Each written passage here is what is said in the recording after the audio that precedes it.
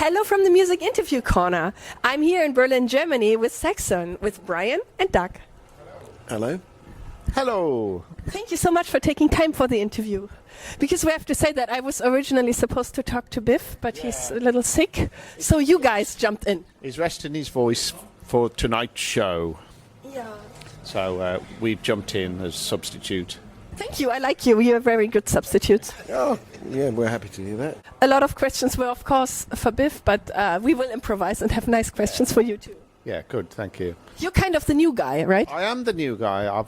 I joined the band in March of 2023, so it's coming up to 2 years for me, and it's going great. I'm loving it.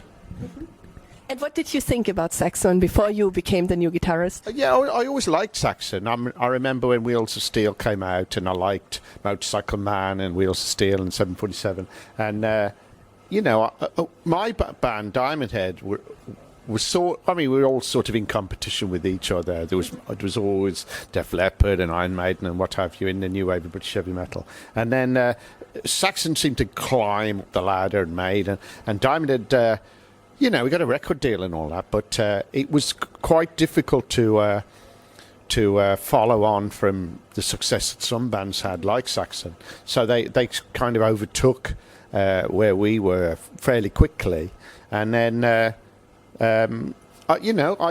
went to see Saxon a few times over the years, and then of course we ended up on the same management and the same record label, and.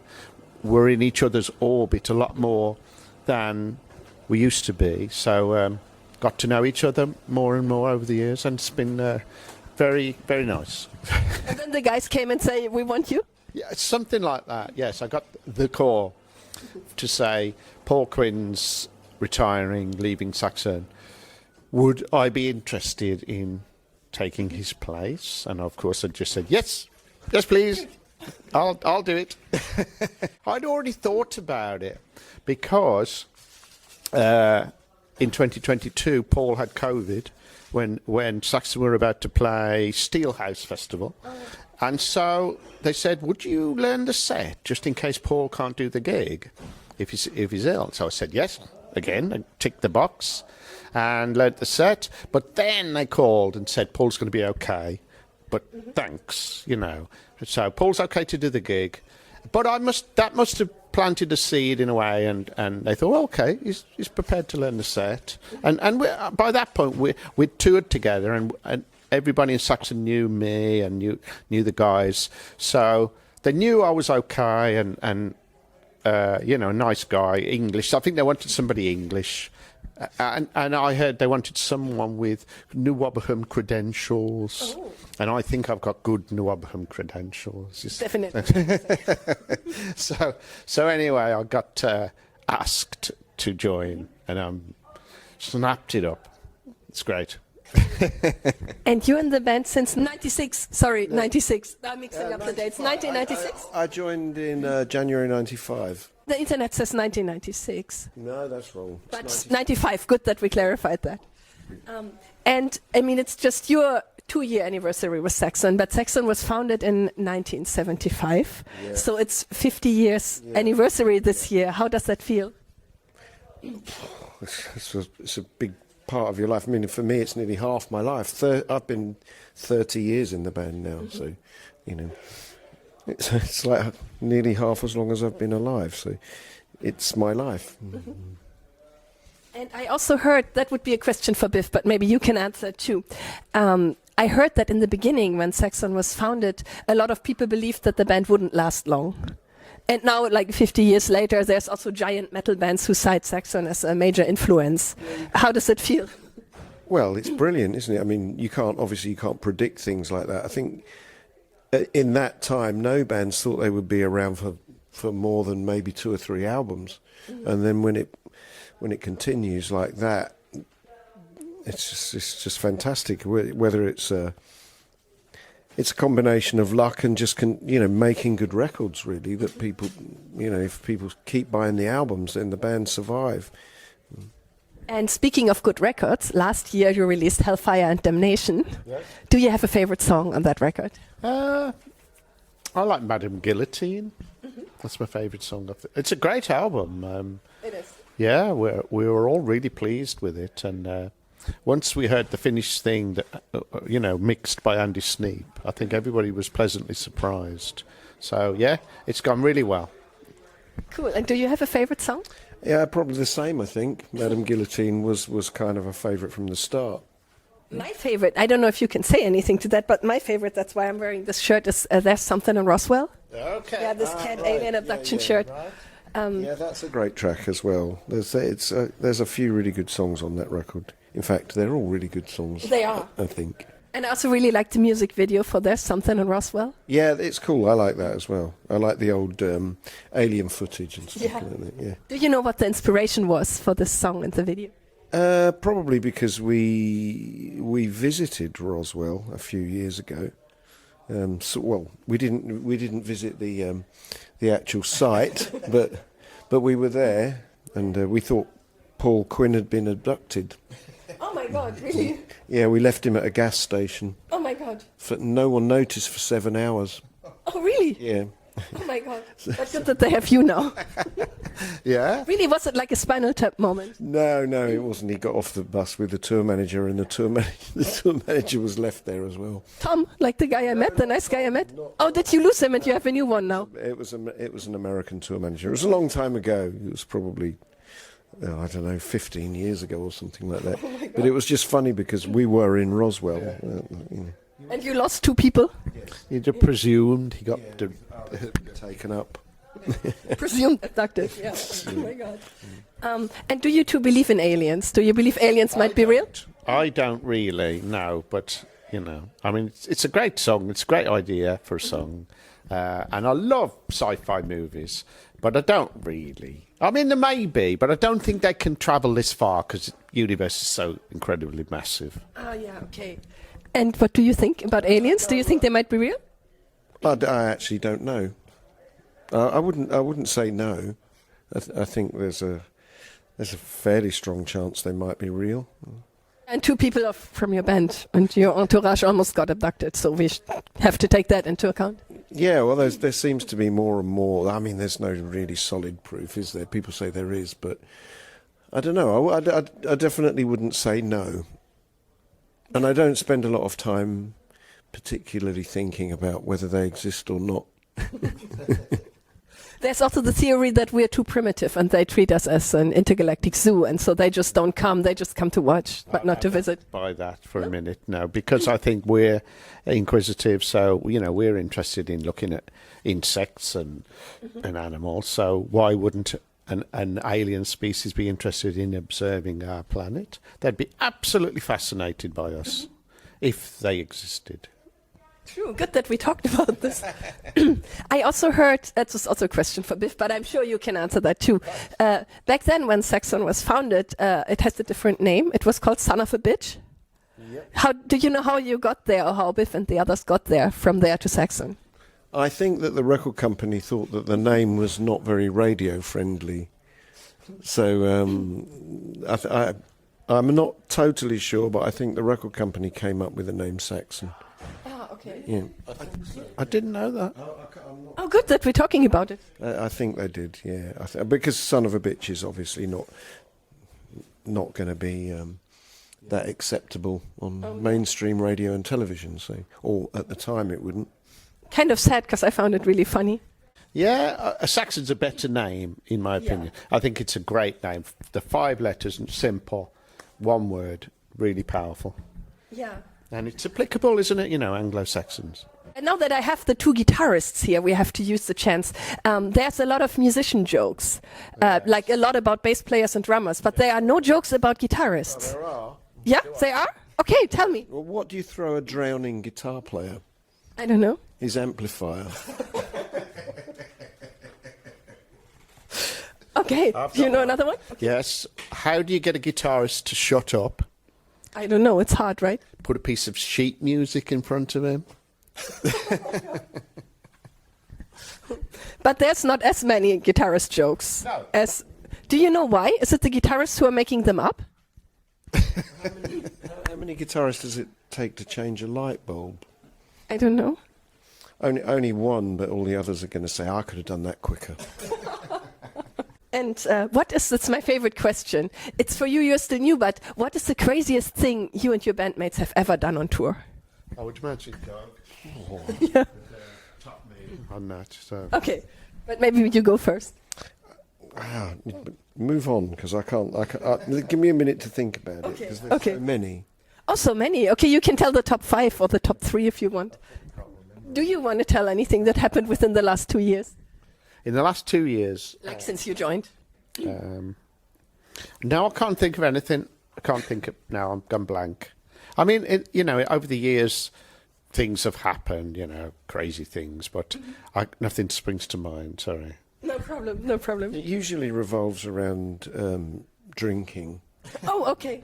Yeah. I heard that you're working on a new album that should be released next year. Can you tell me something about that already? I can't really. All we've been doing is writing for it. We write material at home, demos, and then everything gets sent to Biff, and he decides what he likes, and then you sort of go into another platform where you then start writing together, and things get changed and arrangements change, and then the song just moves forward over the year. So, but we're at the writing stage, which is exciting. Yeah, great to do another album. Yes. Oh, I'm very excited, and a lot of people out there are excited too. Yeah. But you're all writing songs for the new album. You too. Yeah, of course. Yeah. We all, well, exactly as you said, we write ideas at home. They all go into a pot, into Biff's pot, and he, if something inspires him to work on a vocal and a lyric, then the song procedure starts. So, a lot comes down to really,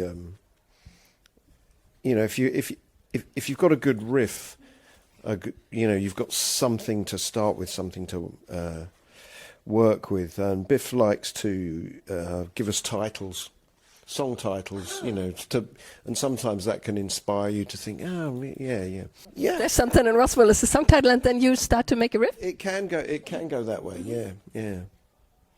Cool. How many songs did you write on the last album, each of you? Well, we sort of write together, don't we? So it's all... It's hard to say, because sometimes it's one of us writes the verse, and then there's some songs like are in one. I mean, Hellfire and Damnation was pretty much Brian's thing, but then other songs, it's like, oh well, I like this verse, but I like the chorus from this one. What if we put the chorus of this one in this song? So it's sometimes a bit like a jigsaw puzzle. Cool. If you've got some good parts, we like to swap them around and play with them. Cool. And you were the main writer for Hellfire and Damnation? Yes, I would do a demo for that track, and as Doug said, you give it to Biff, and Biff, if it inspires Biff, I think sometimes Biff seems to have a song idea in mind, or a lyric idea, and it may just think, I could use this for that. This is what I'm guessing. So that song must have triggered his imagination, and he probably thought, I could do something with that. So then, you go into the process, and I think little bits get taken out, and sometimes he might say, I want the solo there, or I might want a third verse. Because I think that title has been sort of floating around for a little while, but there hasn't been any musical content that's been right for that kind of song title. So that all came together like that, really. And what was your inspiration when you wrote that song? Well, it's evolved over time. I've done it in the past in different versions of it. The riff is really old, the main riff, and then it went through various changes and arrangements over the past few years. So it just, I think that with the benefit of time, you can really analyze a song. You can go back to it, fresh, and think, actually, I like that, but I don't like this. And then you work on that a little bit until the whole thing sounds good, and I can't think of anything else to do to it, you know. If I go back to it fresh, even if it's 6 months or a year, and I still like it, it must have something.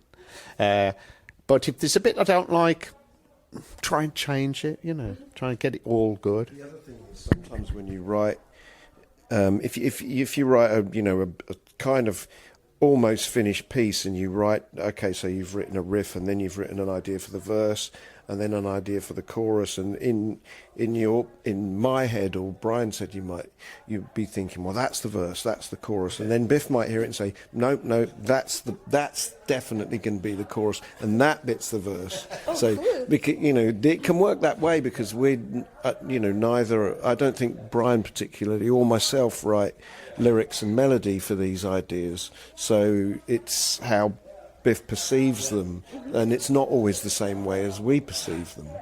Oh, that's fascinating. I've had to, every singer I've worked with has been the same as Doug just said. Where it's if the singer can't come up with anything for it, it's kind of dead. It's just a piece of music. If the singer can get hold of it and do his thing and come up with a lyric and gets inspired, then it's got legs, and away we go. Because I'm sure we've all got music at home that just hasn't excited the singer. There's a lot of metalheads who love cats and dogs. Do you have any pets? Yes, I do. We've got 6 cats. Oh my God. I know. Amazing. 6 cats. What are their names? Oh, good question. Okay, Casper, Rex, Sky, Pixie, and Bluebell.